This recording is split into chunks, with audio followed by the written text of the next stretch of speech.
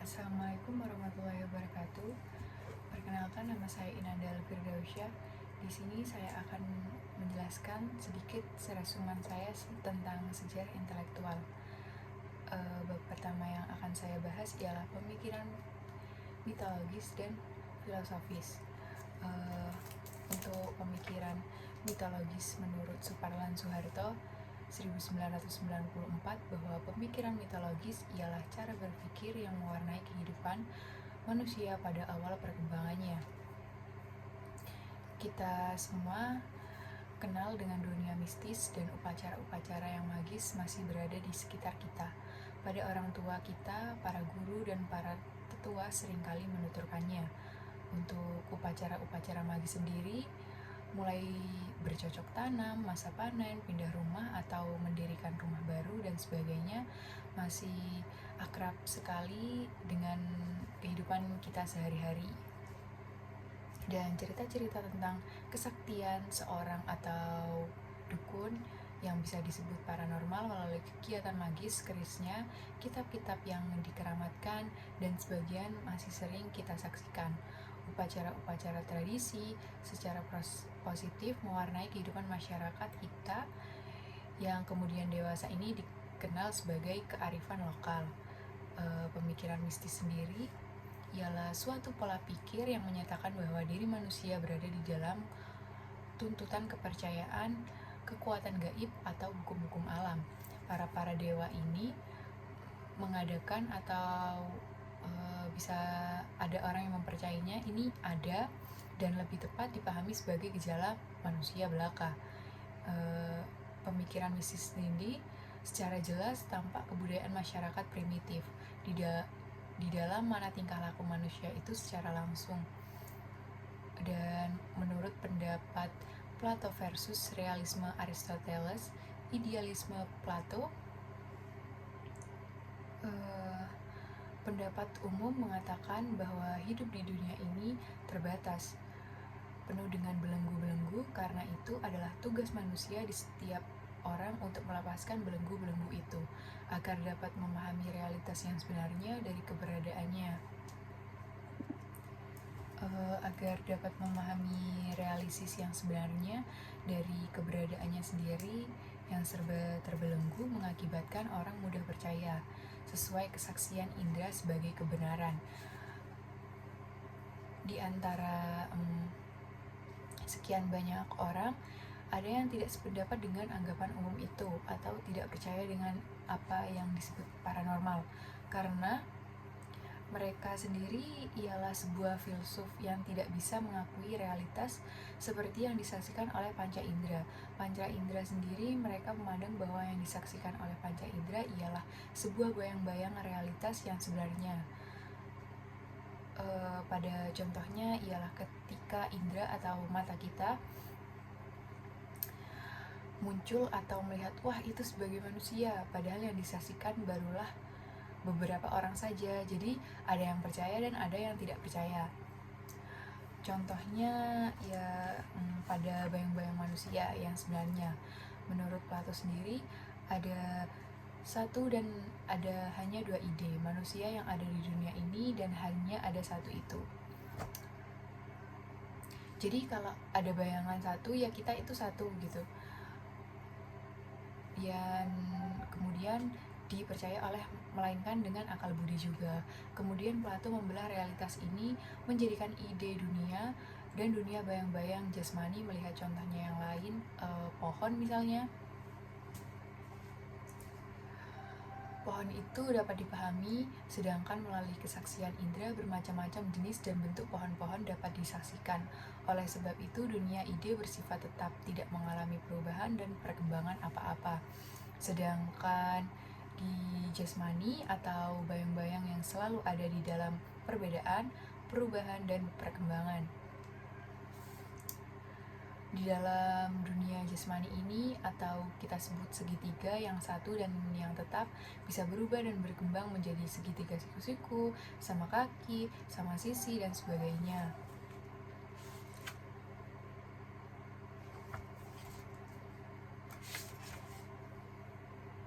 Dan bab 2 yang akan saya bahas ialah pemikiran fungsional.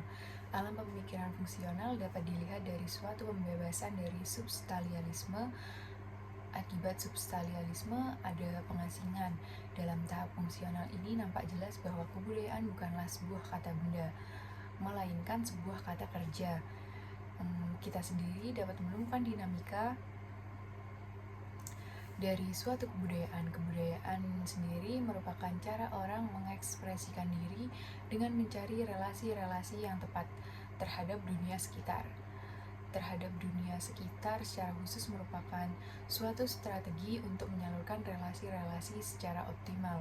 Secara optimal sendiri yang ada di dalam pikiran fungsional manusia, yakni ingin menyelidiki dulu bagaimana sebuah kata atau nama berfungsi, sebab arti sebuah kata sebelumnya di sini dijelaskan belum pasti.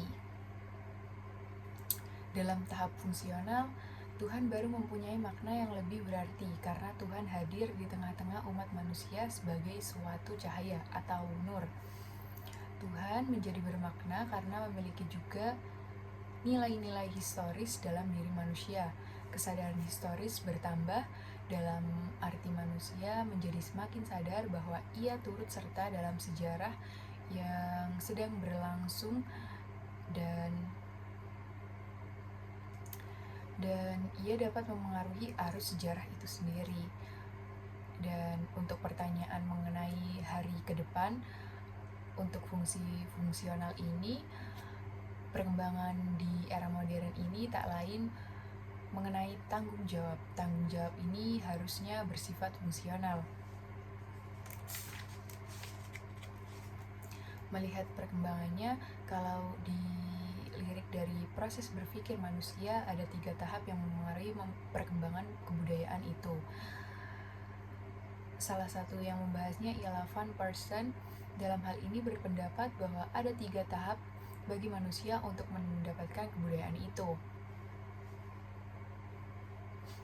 Dari 3 tahap yang dimaksud diantaranya ialah mitologis, ontologis, dan fungsional. Dan untuk tahap yang terakhir yakni fungsional, manusia mulai memperkenalkan diri atau mencari relasi dalam mempromosikan keahlian pada dirinya di tengah-tengah masyarakat. Dan pada tahap inilah kita sering menjumpai hubungan atau simbiosis mutualisme yang akan membentuk suatu interaksi sosial masyarakat.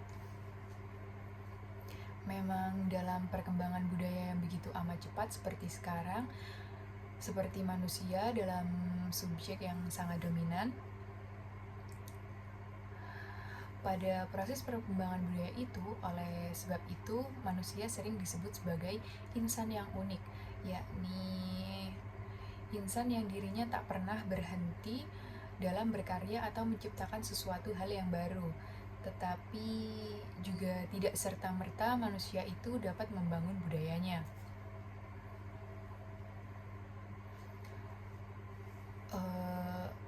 Membangun budaya di sini bisa dengan cepat atau cermat dan kreatif. Kalau tidak ada prosesnya atau cara menggiringnya, memang benar kalau segala hal di dunia ini harusnya melewati suatu proses, termasuk budaya itu sendiri.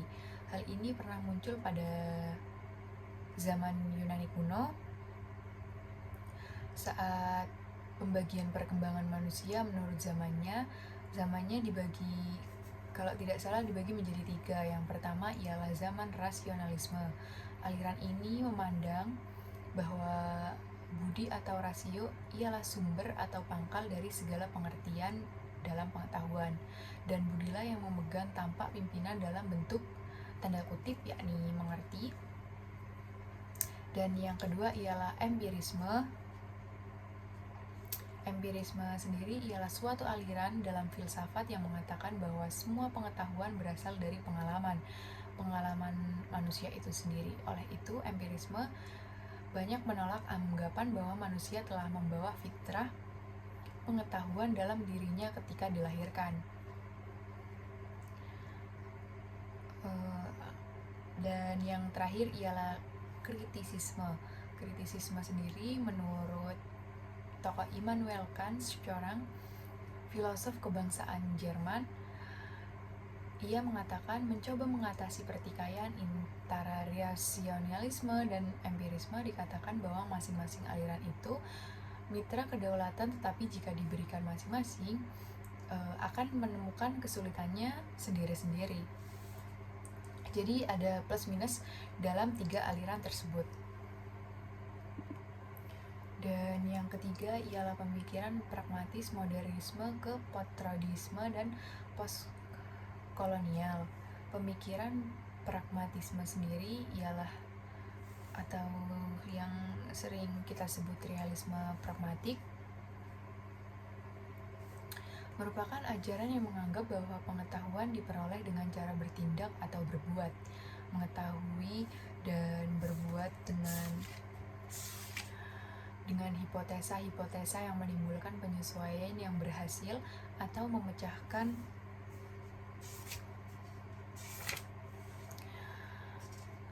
kesulitan-kesulitan yang praktis. Menurut realisme pragmatik, akal itu tidak berada di luar alam.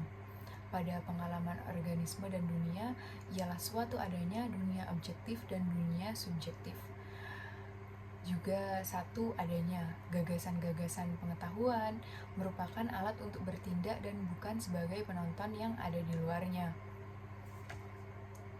Dan pemikiran tentang teori praktisme dikembangkan oleh Charles Sanders Peirce. Ia mengungkapkan bahwa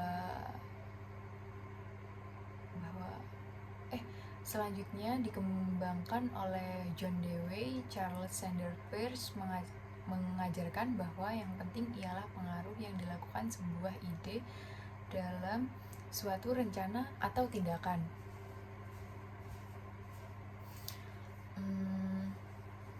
Dia tidak mempersoalkan apa hakikat ide tersebut. Pengetahuan yang dimiliki manusia tidak lain dari gambaran yang diperoleh mengenai akibat yang dapat disaksikan. Pengertian tertentu hanya dapat ditentukan dalam arti semantik. Semantik sendiri bukannya menyatakan benar tidaknya pengetahuan. Di sini dilihat dari sudut pandang teori pengetahuan, melainkan dengan menggunakan ukuran tindakan dan sifat-sifat umum yang bersumber dari diterimanya satu lambang atau pengertian dari pemikiran tersebut. Pemikiran tentang postkolonial dipopulerkan oleh Bill Arshoff pada tahun 1989 sampai menjelang abad ke-21.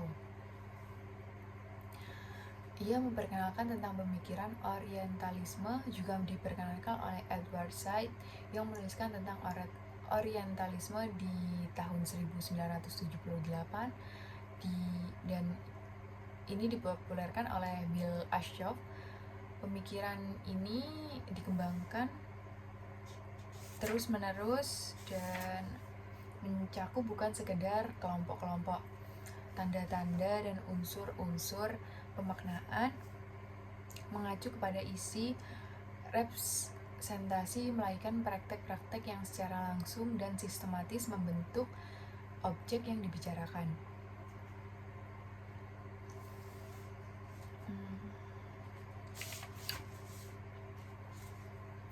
Tokoh Edward Said juga mengembangkan pemikiran tentang oposisi biner. Oposisi biner sendiri serba dua yang sadar atau tidak, mengembangkan pola pemikiran Jesus Desirda tentang teori dekonstruksi.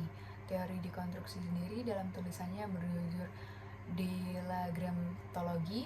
Sebelum oposisi biner diperkenalkan, maka ada pemikir-pemikir utama yang mendikotomikan penjajah dan dijajah seumpamanya.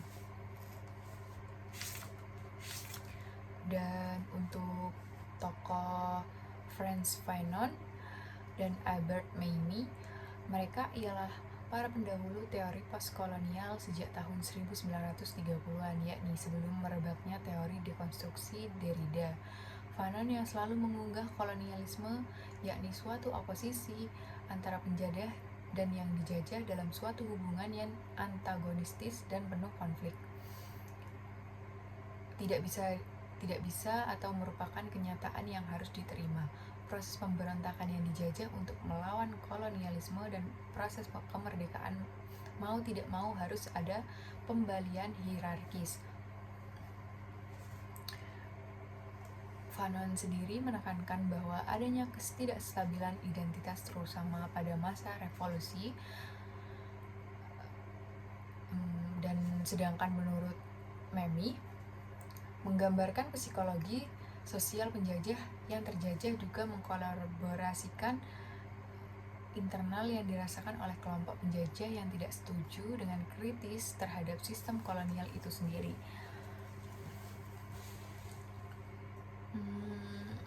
Teori pasca kolonial sendiri memberikan paradigma, metode, dan alat bantu untuk memahami hubungan kekuasaan yang barangkali kurang bisa dikaji dengan teori lainnya. Namun, perangkat dasar teori ini, yakni oposisi binar dan hubungan kekuasaan yang antagonistis, dapat menjadikan jebakan yang mengarah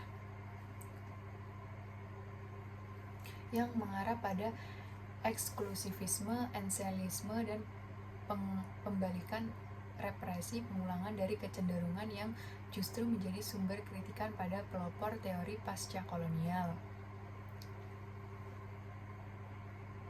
Dan bab 4 mengenai filsafat dan keberadaan manusia.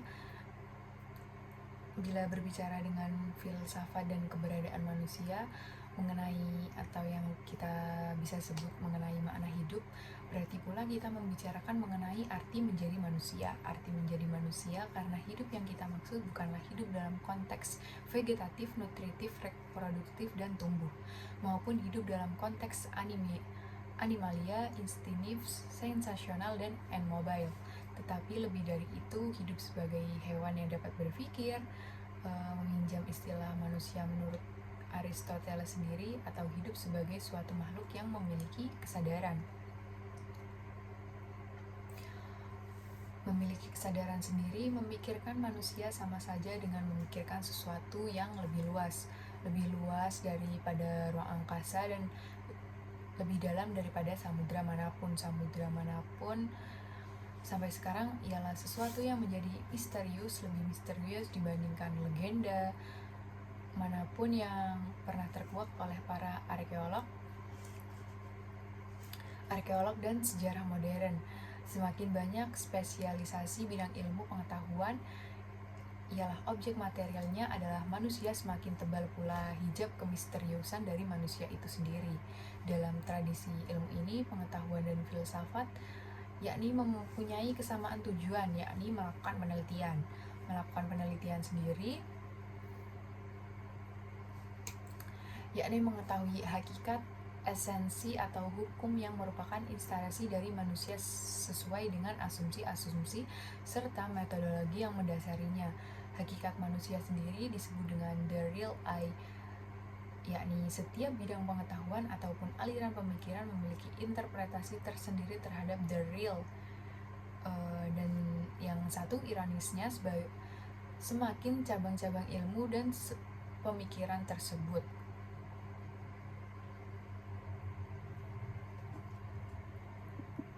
Dan yang selanjutnya pada bab 5, di sini saya akan menjelaskan tentang tokoh-tokoh filsafat Yunani dan Islam. Salah satu yang saya akan bahas ialah pendapat dari Socrates, yakni perubahan pandangan dalam filsafat tidak sekonyong-konyong terjadi atau tidak tiba-tiba terjadi. Problem filosofis yang menjadi masalah dalam ajaran sofisme bukan lagi pencapaian jawaban terhadap fenomena alam yang dialami manusia, bukan lagi masalah gambaran kosmologi seperti pada filsafat sebelumnya, baikilah beralih pada masalah hakikat hidup manusia. Manusia memahami problem sentral, pertanyaan-pertanyaan filosofis, tetapi dalam penjelasan Bulunsians sangat menekankan pada sikap subjektif dan memegang semua itu relatif dan harus dihadapi dengan sikap yang skeptis. Skeptis sendiri yakni kebenaran bisa dilalui melalui retorika, sehingga sifat kebenaran Di sini sangat-sangat subjektif karena sangat bergantung pada kemampuan seseorang dalam berdebat dan kemampuan retorikanya. Socrates sendiri ialah filsuf yang menolak pandangan bahwa ia percaya bahwa kebenaran itu ada dan kebenaran itu sifatnya langgeng. Ia sangat mengecam omongan itu karena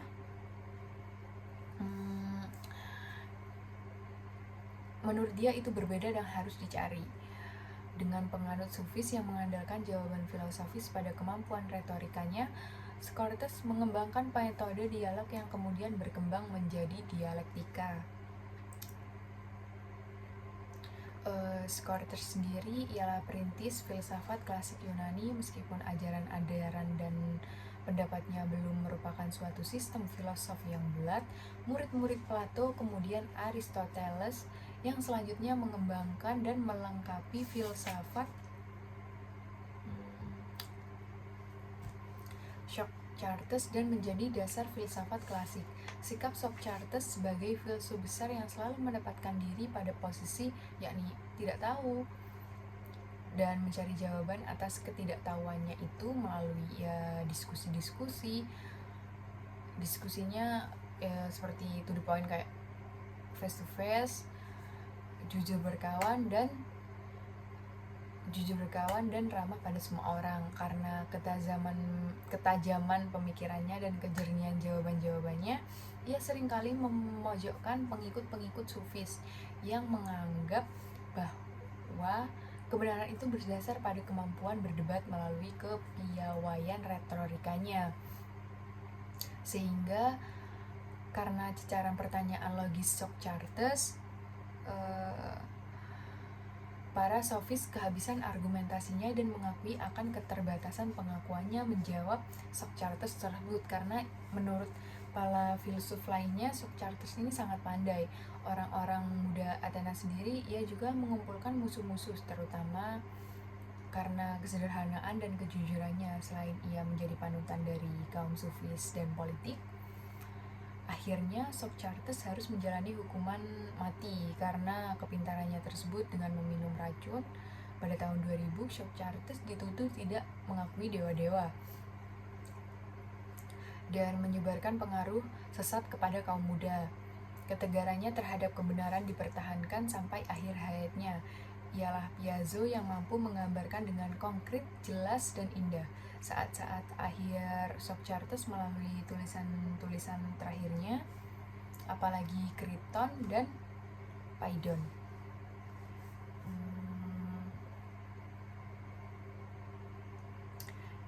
Di bagian-bagian ini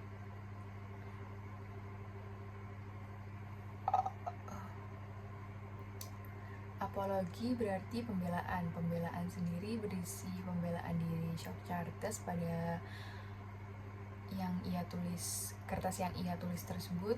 Ia menghadapi para hakim Athena. Di sini Socrates memaparkan sikapnya yang tentang hak-hak manusia sebagai pribadi dan warga negara di sana, tentang kebenaran dalam wawancaranya dengan otoritas negara, hukum, dan politik.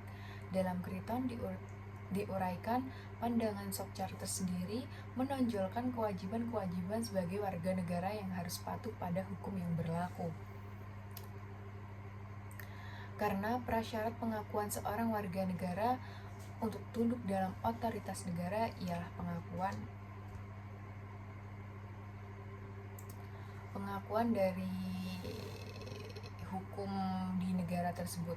Ia menganggap seseorang dapat meninggalkan negaranya bila ia merasa tidak sesuai dengan hukum yang berlaku di negara itu. Menurut saya itu betul pemikiran dari Socrates tersebut, karena pada tulisan Plato pada bukunya yang bernama Phaedon dianggap sebagai tulisan terindah Plato. Phaedon menggambarkan secara detail, plastis, dan mengharukan saat-saat terakhir Socrates sebelum ajalnya dengan meminum racun tersebut. Sebagai bentuk hukuman matinya, Socrates yang dikelilingi oleh murid-murid ini diberikan wejangan-wejangan terakhir tentang filsafatnya. Dalam diskusinya, para murid menungguinya, Socrates sendiri menyampaikan pandangannya tentang apakah kematian itu, dan apakah jiwa dan tubuh itu, bagaimana kehidupan manusia, dan ia juga memaparkan keduanya dengan kematian.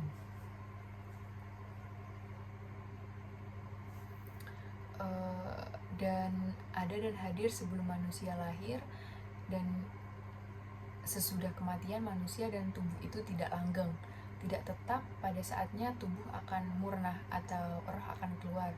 Pemisah antara jiwa dan tubuh itu kemudian menumbuhkan wacana ilmiah dan baru, dan lahirlah disiplin-disiplin ilmu baru seperti psikologi, fisiologi, dan lain-lain.